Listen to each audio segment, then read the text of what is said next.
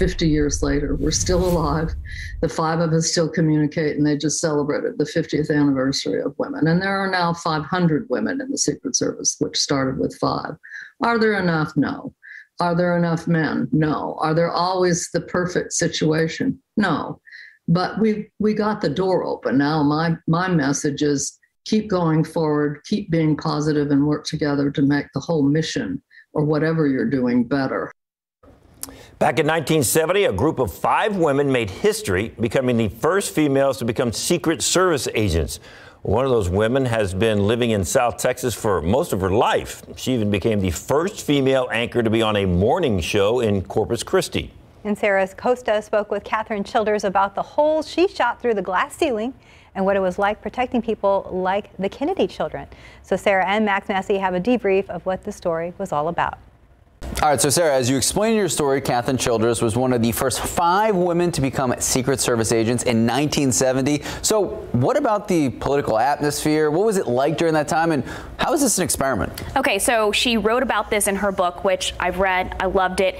And in her book, she describes how the 1960s was really just the loss of innocence during that time. 1963, you had the assassination of JFK. In 68, his brother, who was running for president at the time, was assassinated. And so they really talk about the need for more protection and throwing women into the equation to become Secret Service agents, especially in 1970. People wouldn't have assumed that a woman would be protecting a presidential candidate or, the Queen of Spain who was visiting, or these high-level people that are so important to us in our country. So that was the decision for the Secret Service. She says they were the first federal agency to hire women and to have them become agents and to serve our country. So it was a really big step. But she also talks about how it was a huge experiment, and that was a lot of pressure on these 5 women. She knew that if they failed, they'd be failing women for several generations. All right, so her book is called Scared Fearless. How did doing it scared become her life theme? Okay, so I love this mantra. She says her mantra is doing it scared, and she talks about how when she was a little girl, she wanted to be just like Annie Oakley. She was a tomboy, and she loved that Annie Oakley was kind of fearless.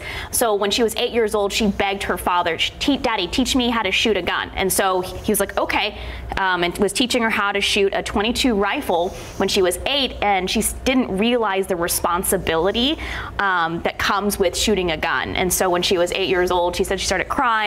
She said, "Daddy, I'm scared." And he just said, "Kathryn, then do it scared." And she did it. And she realized that sometimes you just have to be brave and, put your cowgirl boots on and do it scared. And that's become her mantra. And she said that's how she did it when she was protecting, the Kennedy children. She said it was really terrifying. It's a lot of responsibility to protect these children that have gone through so much at that time.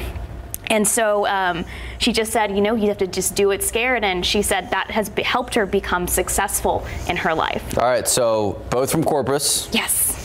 Seems like you have a personal connection to Kathryn. Describe that. So yeah, obviously Kathryn has been in Corpus since 1973. She moved there after marrying her husband, after she left the Secret Service. And after that, when she moved back to Corpus, she was actually a morning news anchor in Corpus for 17 years for KIII TV3 News, which was the station that I worked at when I was a morning news reporter there.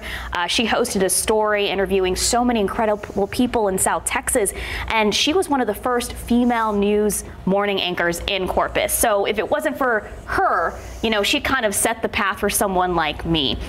She's also known for just being a huge philanthropist in Corpus Christi. She was one of the co-founders of Bayfest, which is a huge festival in Corpus that went on for 30 years. When I was a little girl, my mom worked Bayfest. I have fond memories of being at Bayfest.